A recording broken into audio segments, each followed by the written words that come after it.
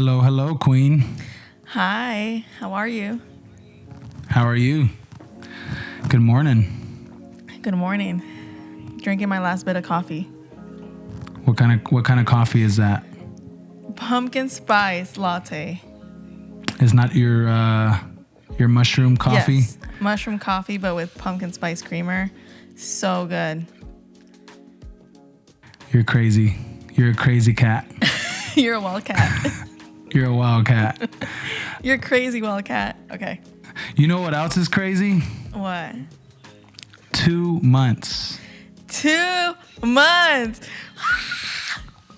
2 months. 2. 2. That's crazy. How on earth did these 10 months fly? Wait, it's like barely hitting me now. No, right. I can't believe it. I can't grasp it. Wow. I'm gonna see you. No entiendo, mi amor. Don't do that. What? Wait, I can't believe I'm gonna see you in 2 months. I know. So, well, let's talk about that real quick. That way, we let the people watching. What are our plans? What are we thinking of doing? Yes. Obviously, we're gonna vlog that moment. But yeah, I wanted to talk about that. What are our plans on visiting each other?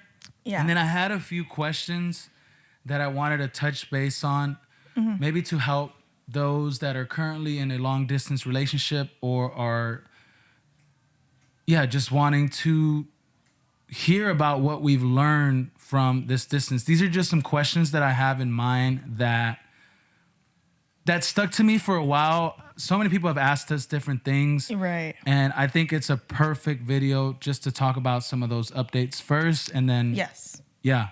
some of those questions. But yeah, happy 2 months. Happy 2 months. Let's get to the plan. But wait, one more thing. And then next month is our anniversary, which is 8 months of marriage, which is what? Insane. 8 years. I mean, 8 months, 8 years. 8 years into marriage is crazy. Wow. And I'm so big on numbers and just the significant spiritual meaning. The number 8 means new beginnings, and it's just so incredible to see what is to come. So I'm excited. Yes. I'm feeling good. How are you? Talk about it. I'll touch up on the significance of the number 8, new beginnings, like a little bit later. But I'm excited. Okay, a few things have changed. Sorry, I keep grabbing my coffee because it's that good. A few things have changed. I think from the last time you guys heard, I told y'all that I wasn't going to Mexico, that I was just going to wait till Alfredo came to the States, to Georgia. And that's changed. So the plan is for me to fly to Monterrey, Mexico, around the second week of November. Gonna be there for roughly like 5 days. Spend time with Alfredo's family, get to know Monterrey, chill vibes, experience it together. I want to see where he's been at. I want to meet the community and the village that he's built over there. And I want to show her my world. Keep talking. I have to turn on the air because it's extremely hot here. Okay, do it. You're good. 1 second. Yes. Keep talking though. So I want to see Monterrey because everyone says how beautiful Monterrey is, and I'm sure it is. And it's also going to be my first time going to Mexico ever. That's kind of sad now that I think about it, because clearly my parents are from Mexico. I'm Mexican-American. It's going to be my first time going to Mexico. You're a whole citizen and you've never been to Mexico. Yes, and I finally understand the weight of the privilege of that. That's another story. Yeah, but that's another story. We'll save it for later. Yes, so from after 5 days of being in Monterrey, we have to fly out to Ciudad Juarez, to the U.S. Embassy, because Alfredo has visa appointments, and we're... Have to revisit my appointment. Yes. But why Juarez? Because that's where our office or the U.S. Embassy is located. I can't do that here. Yeah. The reason I'm in Monterrey is because, like Brithzy said, my family is here. So it has made my full year of Mexico a lot smoother. Being able to stay. I'm currently at my grandpa's house. And so, yeah, Juarez. That's what you left off. But yeah, and there's other like I think there's other U.S. embassies like in different states or cities in Mexico, but that's the one that we have to go to. So specifically that one. So we're gonna fly out to Juarez after 5 days in Monterrey, and then the timeline that he gave us is 2 to 4 weeks to wait on Alfredo's passport to come in through the mail or something like that. So we're expecting to be there 2 to 4 weeks. Normally it takes 2 to 4 days. Yeah. But because I've had to revisit, the case is a bit different from what lawyers said, from what some experienced people have told me that live in that area, and in immigration alone, they've mentioned that it does take typically around that time. So I rather just go with that expectation of I'll be there for another month, just in case. I don't want to. It's not doubt. It's just simply preparation. I don't want to. I just want to, at this point, go with the flow. Yeah. Whatever God decides, whatever is meant to be, is meant to be, and whatever it's mine is mine. You're right. And yes, fight the good fight, but I'm not going to force something that's one thing that I learned this year is don't force something that is not, it's not your battle. Exactly. So yeah, we're going to be expecting like the longest time, the 4 weeks. So we're just going to go in with that mentality. And if it's sooner, praise God. Yeah. But so realistically, it's right on time. It's so good to know that we will be home for sure before Christmas, which is awesome. Yeah. That's like, as corny as it sounds, the perfect gift. Right. But but I'm excited about it. But let's reverse a little bit, because in Monterrey, our plans is obviously at the airport. I can't wait to that moment. Like that's what that hope is. What it still seems so far, but it's so close. Oh no, it seems so close. I'm ready to me. for that moment. Yeah. And I'm actually gonna buy my plane ticket today, I think. But yeah, I can't wait. You're buying it today? Yes. I'm like, the whole thing is gonna be fantastic.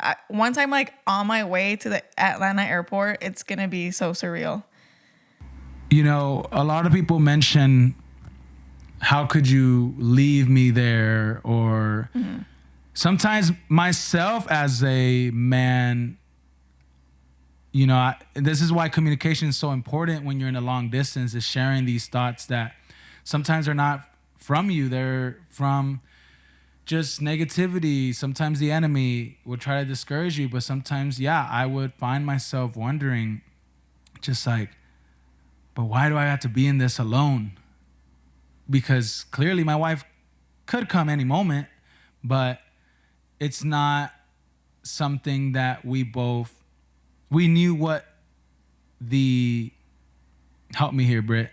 We knew the importance of like things to get done and things that, you know, are necessary. Like, I totally get you where like guilt or shame could come in, or the enemy's lies, because one, you could probably hear it from the people around you, like, why don't you go? What if this happens? What if that happens? And I'm like, I need you to sit down and be quiet, because you're not bringing me encouragement. You're not bringing me God's word. And so, are you praying for me? That's the biggest thing. Are you praying for me? Right. So there was a lot of stuff that was said to me personally a few times in the beginning, and I had to shut it down real quick, kindly, respectfully. And I'm like, hey, you don't even ask me how I'm doing, and yet you're feeding me words negativity.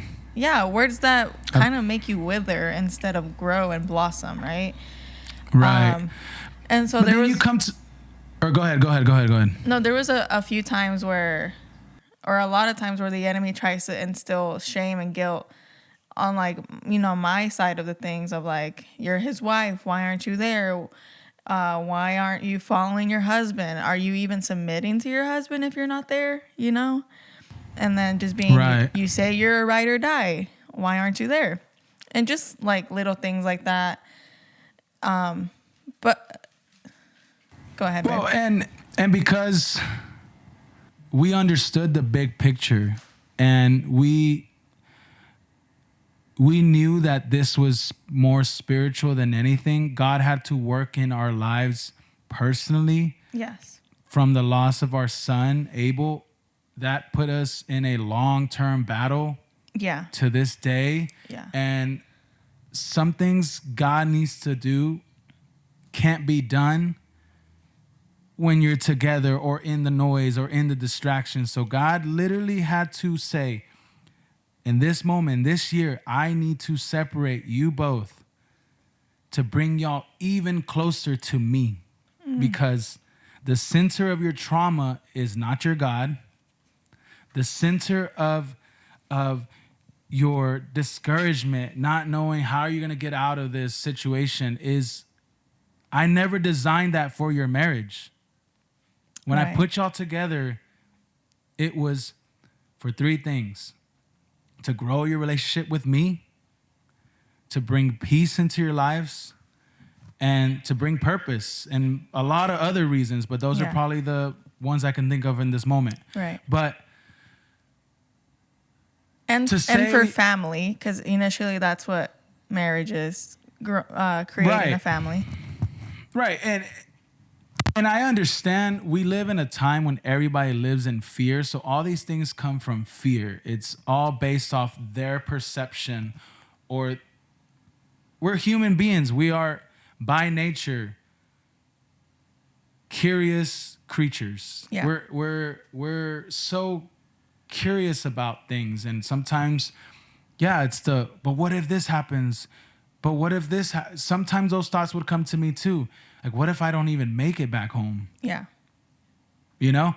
And truthfully, it's beautiful when you can truly hear the voice of God and say, despite all these things people are saying to me, that's not what God said. Yeah. God told us this, and this needs to be done. And we need to be in this very moment strong. Yes. But also,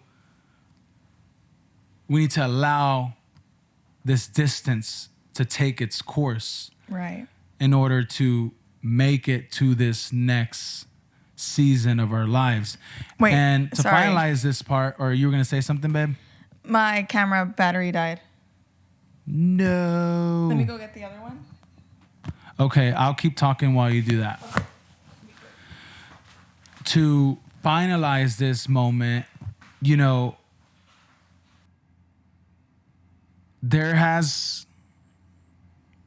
comes a that was what is wrong with me? Don't ever pretend that never happened. To finalize this topic, I'm so proud of Brithzy because she literally had to hold it down back at home. Not only are we married, but we're also business partners. So not just that, also studying school. Brithzy had school going on and so many different things. And so that, I give her a big round of applause. If you guys could comment below and give Brithzy a round of applause, because she legit had to hold it down back at home. She had to play different roles back at home. And yeah, I mean, like we talked about it before, we can move.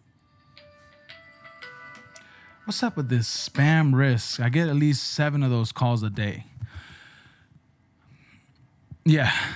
But yeah, that's I guess that's all I want to say. It's just I'm really proud of you. Gotta, as a marriage, for those that are married, you got to take yourself out of your marriage, look at it from a spiritual perspective, and say, I am so proud of both of y'all. You know, because we don't take the time to, give us that credit that by the strength of God, like only through Him, we have been able to manage at the best of our ability. There were some nights, Lord, I am tired. I don't even know what tomorrow brings. Today was such a day that all I could tell you, Lord, is that I gave it my absolute best. Because, man, 2024, I know the years before that, losing a child is a lot harder than this. But 2024 just alone was an extremely difficult, challenging year. I agree. But it also created and produced so much growth. Yes, you know what I mean?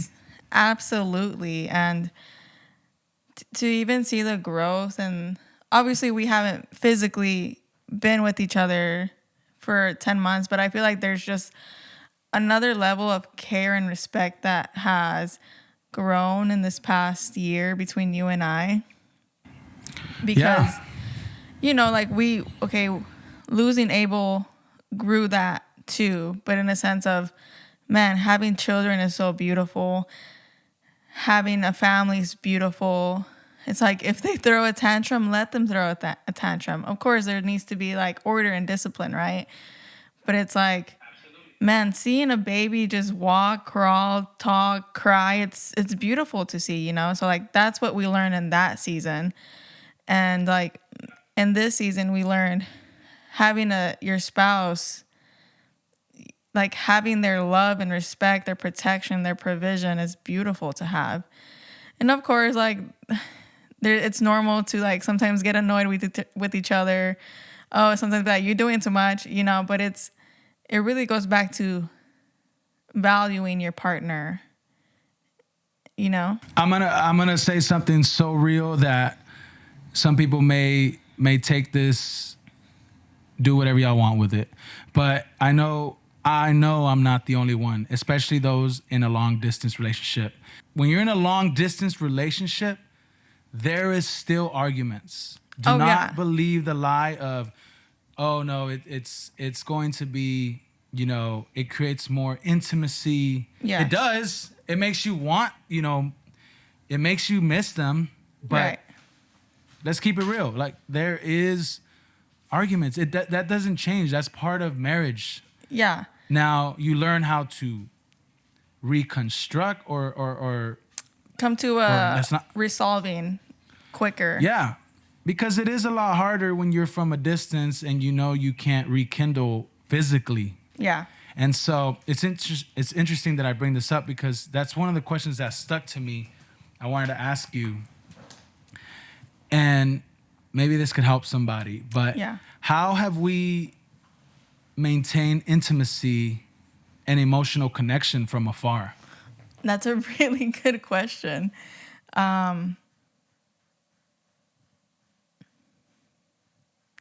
Take your time. Yeah, it's a really good question. And of course, like when you, at least, I don't know. I don't have a dirty mind, but like when you think of intimacy, the word intimacy, I'm sure one of the first things you think of is sex, right? Clearly, there's none of that in long distance. So you have to create other forms of intimacy, which is like having deep conversations of how are you? What are you struggling with? What's a problem you face today? How is your mind today? And I think we've had to do that, literally mental check-ins. I feel like we've done it more frequently now. And I realized I wasn't doing it so much initially because I was so caught up with what I was feeling that I would kind of not ask you because I just assumed I knew what you felt. And that's, a mistake that you can make in a long distance is assuming because... It's not a mistake if it's a lesson learned. True. Well, it's a lesson learned. There you go. Just like, obviously, you think you know the situation, even like, obviously you're my husband. I think I know the situation you're in. It's hard. It's this and that, but it goes deeper than that, and that's something that I've had to learn is asking you, how truly are you? What are you struggling with? How was your day?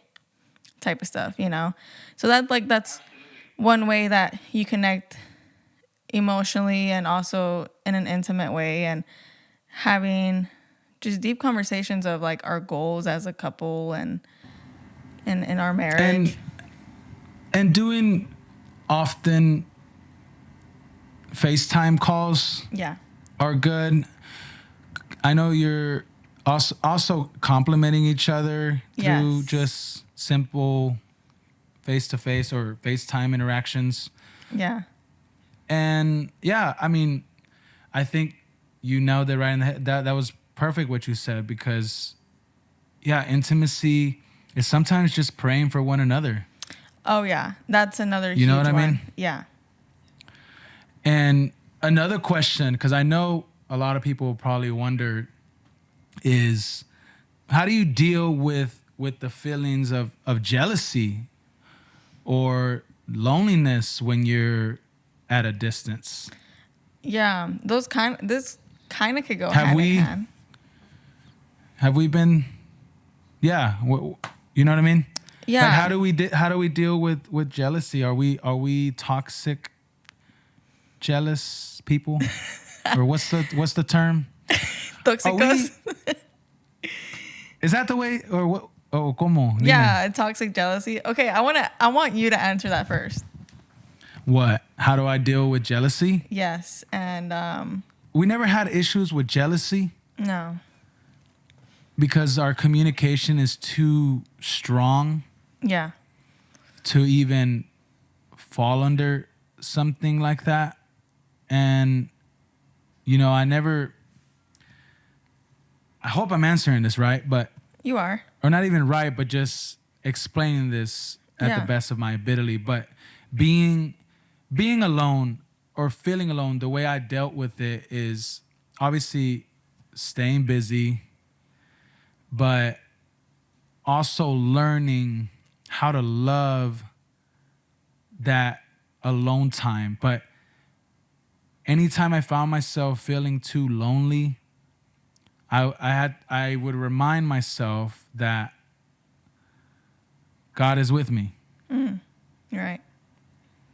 And sometimes you don't feel him. There's moments where he does keep you in the silence. And I learned this year that you also need to, when you find yourself in that season where you just don't hear of God, because there were some months here where I couldn't find him. I couldn't reach him. I don't know. I just felt so distant from him. I felt like he was afar.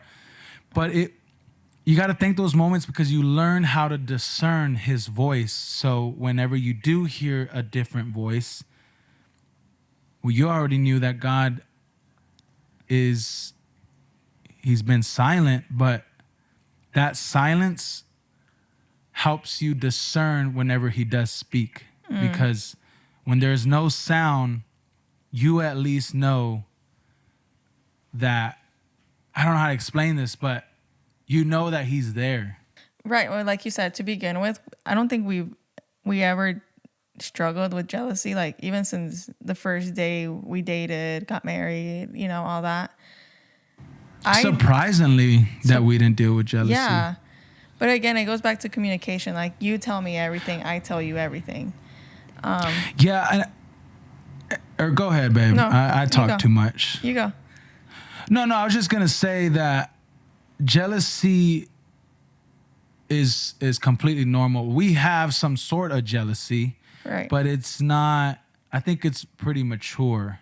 Yeah, that's a great. I don't think we fall into that too much. One, because you gotta know who you are first, right? You gotta learn to love yourself and trust your partner, right? Yeah. But even in moments like this, there's, thoughts happen, but like going back. Sorry, I cut you off. Nah, go ahead. it goes back to kind of what we were saying earlier about, having people whisper in your head, what if he finds a good looking girl? And I'm like, we're married, right? You said people have told you that? Yeah, there's been... I already knew that, but I'm just asking for the sake of the video. Yes. There's been maybe 2 people for sure that have said... Esa gente chismosa. Right. And it's... First of all, it's like, 1, we made a covenant before God that we would love each other, respect each other, And I'm like... Second, I trust him. And vice versa. And it's a different thing if we ruin that trust between each other. First of all, I wouldn't look anywhere because I want you. I love you. You're mine. I'm yours. I think it's that simple. And yeah, like when they told me that, I was like, girl, like that is the last thing I need to worry about right now. Like there's bigger stuff we need to address. Like my husband's in another country. I need to see what I need to do. Right. And yeah. How's he going to get back? I need to figure that out. Yeah. And then so, like you said, it was, sometimes those thoughts came in and said, okay, what if because I'm not the only girl out there. There's beautiful women out there, right? I'm not going to be Delulu and not think that. Vice versa. Right. And so. I'm not the best looking man. To me, you are. But I am for you. Yeah, was good. So obviously, I wasn't born yesterday. And what if you're married? What if they don't know you're married and they make a move on you? Obviously, that's where you have to put a stop to it. Well, and let's get a little bit real here. That's why our communication is so strong. That's what I mean by yeah. Let's not be Delulu, like you said. You're right. There has been opportunities, or there has not opportunities, but moments where I've communicated with you. Yes. I've been around a certain function and something that, I know you already knew that, but us as men, sometimes honestly, my discernment's pretty, that's what I'm saying. When you have a relationship with God, you learn to discern some things. Yes. But there's been some women do not care if you're married. Right. And especially, or what were you going to say? Because you know this better. No, you know this better. I don't. I'm just saying what you told me. Yes, and obviously some women don't care. Like you said, you've been at some functions, and that's the beauty of communication. You told me right away, hey, babe, I'm getting this energy, this and this happened. I did this, I put it to a stop. Obviously being smart, like it's just... Yeah, that's why, yeah, we don't have a boring life, but I don't go out to places I don't need to be. Right, and that's where having God in your life comes in so much. Oh, yeah. No, you need conviction in your life. Yes. Because, people say, I don't want to live in guilt. No, God gives you grace, but you need conviction because that keeps you aligned. Yeah. We're flesh. Something I learned here, being honest and truth, it makes sense why the Bible says it's not good for men to be alone. Right. It's so hard for a man to be alone, but it's not to justify or excuse myself that's a reason why I should be, doing stuff behind your back. Right. Because I understand que me va mal. Like it's worse for me. Yeah. And it goes back to, I know your character. I trust you. We walked through like the hardest thing in our lives and you've carried me through that. You were my rock in that. And vice versa. It's like, I trust him. Like, I know Alfredo wouldn't hurt me. Of course, we're human. We could fall short, right? But it's anybody can. Yeah. But that's why you gotta be aligned with God, because exactly, He will help you. Exactly. Or say what you were gonna finish. No, it was just that,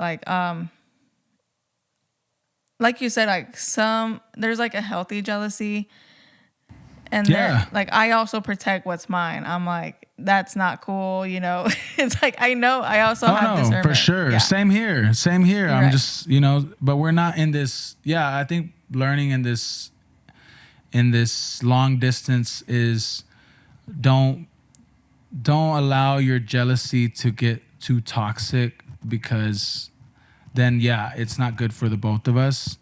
Because like you said, we have bigger fish to fry, to address. We're not really. I need to get home. I don't really care about focusing on that. Right. Yeah, the enemy loves to do his thing, but you got to stay focused. Yeah, exactly. That's just the honest truth. But that's why it's beautiful. But so maintain trust, maintain the transparency, keep it honest. I'll tell you like this. It's just Mexico's a different world. People, they think, look, I got a nopal in my head or on my forehead.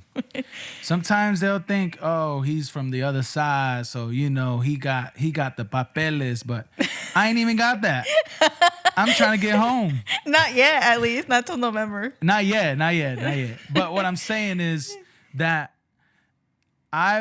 you see all kinds of things here, and I've told Brithzy about this. I've had a guy hit me and try to get my number. And I'm just like, you're an Uber driver. Don't be ratchet. Just take me to my destination. Alfredo's been hit on. Let's just leave it there. He's been hit on a few times.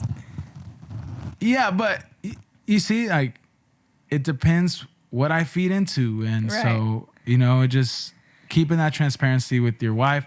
And not everybody has the maturity to really, be on the other side and accepting all that to happen. And, sometimes if you can't handle that, you got to go with your partner. Yes. You got to be with them, because sometimes you're going to help them, in the best way possible, but you can't control nobody. I can't control my wife.